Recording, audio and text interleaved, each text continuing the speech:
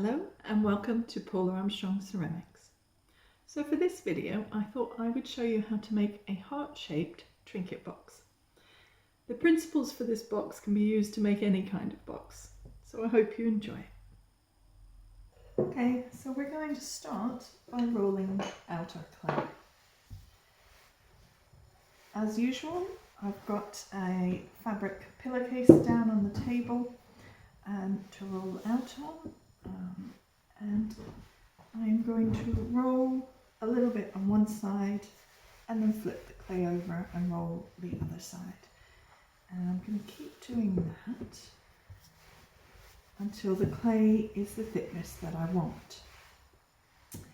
The thickness that the clay is will be how deep the sides of your box is. So you don't want them too thick because the box then looks a little bit clumpy, but you don't want them too thin because the thinner they are, the harder the clay gets to build with. So it's kind of a trade-off between practicalities and aesthetics. So I'm probably going to try for something around 5mm, somewhere around that thickness. When your clay starts getting to bigger sheets, you can also use your fabric that's underneath to help lift and flip.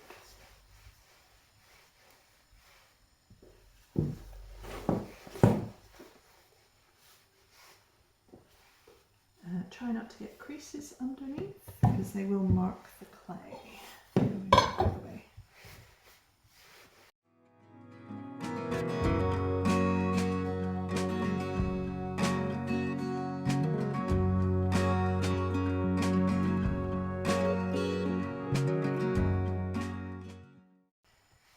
Okay, so I'm going to use a cutter that I have. I think this makes a nice size for the box. It's a little trinket box. And I am going to cut one shape out to start with.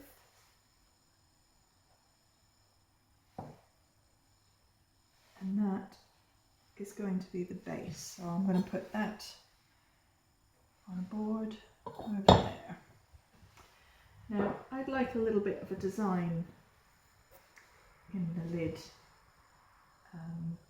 for my box, so I'm going to press a little bit of lace into the clay here, like that. Lift it up, and then I'm going to put my cutter where I want the design to go, and put that to one side because that's going to be my lid. Okay, we're going to do the sides next. So I'm going to start by cutting a straight line at the bottom of the clay. Now, the distance here, the width of your straight piece, is how tall your box is going to be. So you can alter this depending on what you want. So I'm going to go with probably about 2 inches. And we're going to put that to one side for the moment. And then I'm going to cut a nice thin strip and a piece a little bit wider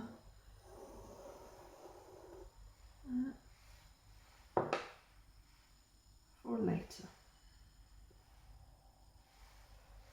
Okay, so I'm going to keep this clay as spare clay in case I need it for something later on, or I have to redo a piece just to be safe. So I'm going to score all the way around the edge. this is where I'm going to put the sides on. Okay. And then a bit of slip.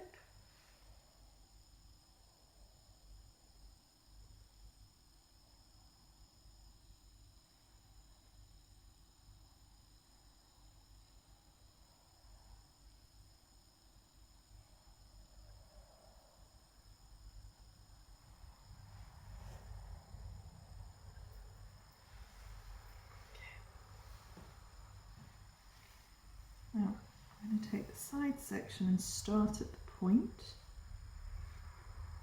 stand it up to follow the side round.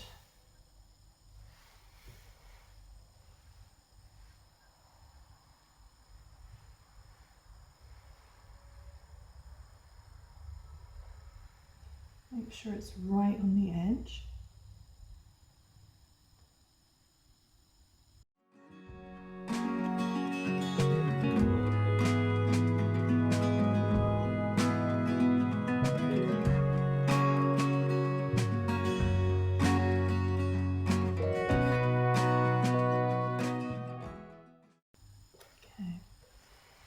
And then where it meets up, I'm just going to trim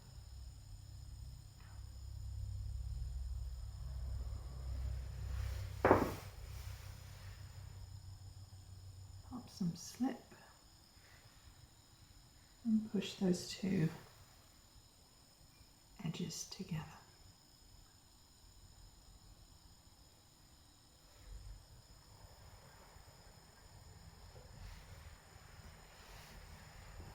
Now, on the inside, I'm just going to add a little bit more slip around this bottom join and up the upright join on the point here. And this is where our little slim piece of clay comes in. So I'm going to pop it in those joins so that it just runs all the way around the base and up the upright. And what this does is reinforce those joins. Trim off your excess and pop it out. Okay, now I'm going to use one of my tools to blend that all in so that we can't see that extra piece. What it will do is round your corners slightly on the inside, so it softens the shape on the inside of the box, so your corners aren't quite so sharp, but it means that they are less likely to crack in the firing because we've reinforced the join where the two pieces meet.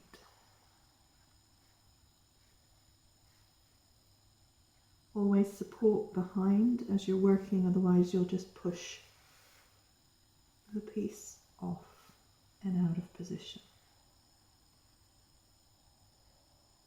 You want to blend to the top, to the side and to the base so that you're giving support to the joint in both directions.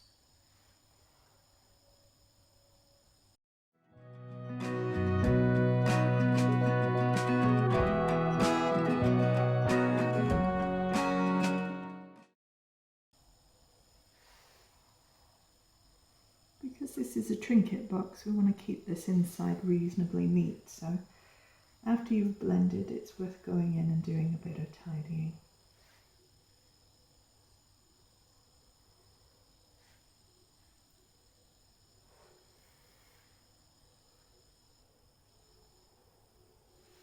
This can also be done with a paintbrush. A damp or wet paintbrush can sometimes work really well for smoothing over.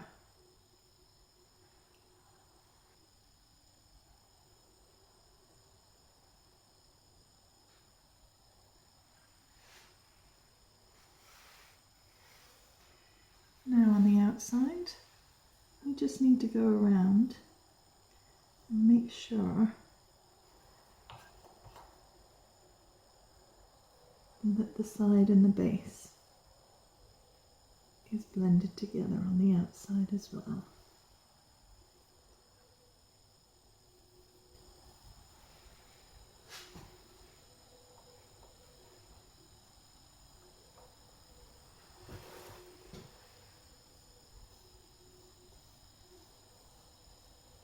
And the upright at the point.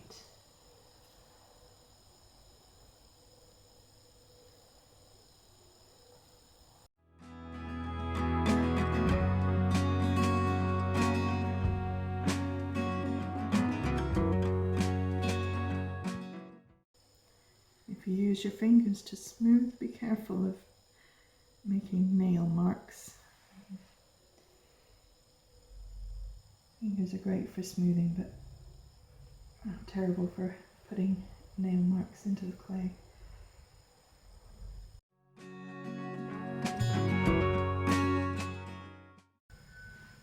I'm just smoothing over the top edge to neaten everything up. This is where our lid is going to sit.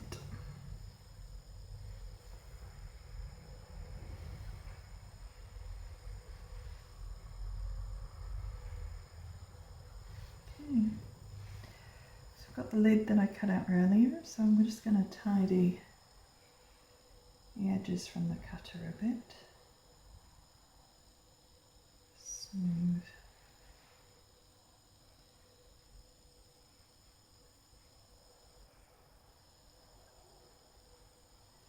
You can do more of the smoothing and tidying once the clay is dried off a little bit. Sometimes it's easier when the clay is a little drier. Now, see, my heart has slightly changed shape as I've been working on it, so I'm just going to pop my lid on and make sure everything is still going to fit. Yeah, that's okay. Now I'm just going to gently tap along the edge. You see the lid's sagging a little in the middle because the clay is still a bit on the wet side, so I'm not going to leave it on there. But I'm going to tap just the edge, try not to tap the centre, because what that will do is hopefully when we peel it off, there a bit, it gives me a mark around the lid so that I know where the edge of these sides are. So I know that I want to put the lip to slot inside to make sure the lid doesn't just come sliding off. It needs to go inside of that line so that we get a nice snug fit.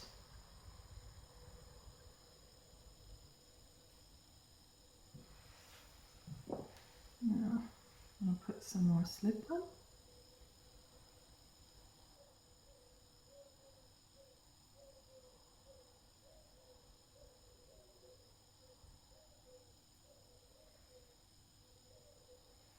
And then this is the other piece that we cut off earlier.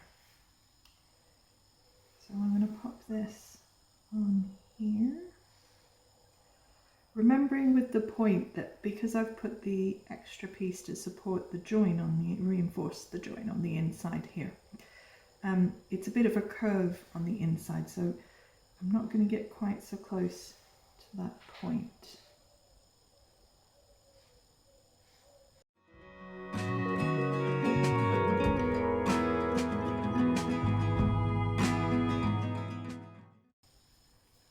And trimming off the excess.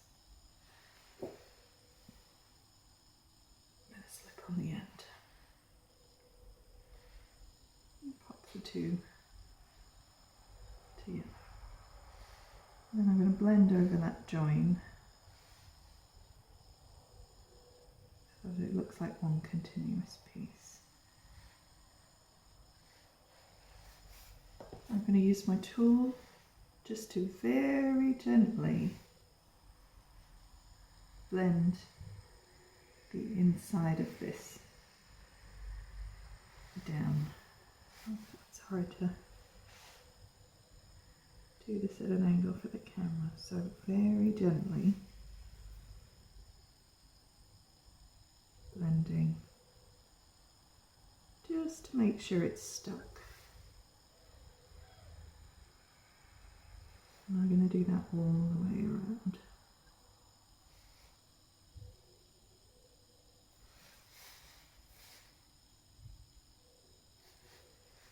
You might need to hold behind it to make sure that you don't push it too far out, otherwise you'll find you'll go to put the lid on and this won't slot inside, it'll sit on top of the edge and leave the lid in the wrong place.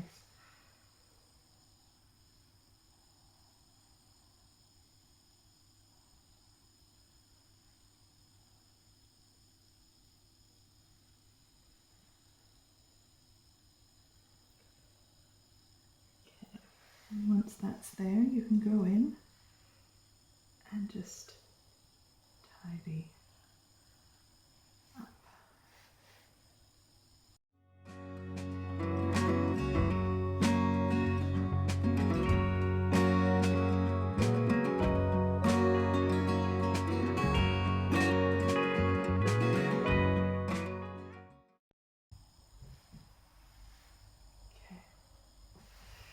Now, at this point, I'm going to give these a quick blast with the dryer. Let them dry off a little bit. I don't want them so much that they're, I'm not going to be able to alter the shape, but I want them a little bit drier so that the lid doesn't sag and the sides are strong enough to hold the weight of the lid. Okay, so I've given these a quick dry so I can do a little bit more tidying.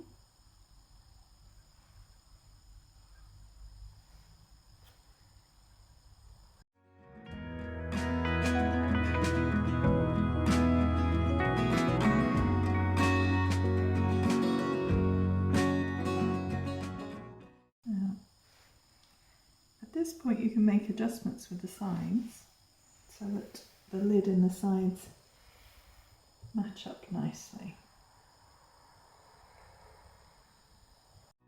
And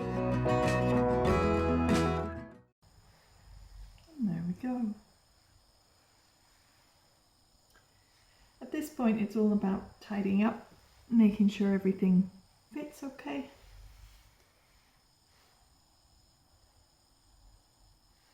And once you're happy with it all,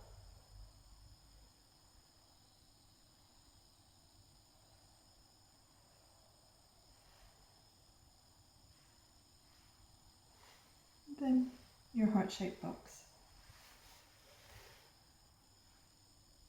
is finished.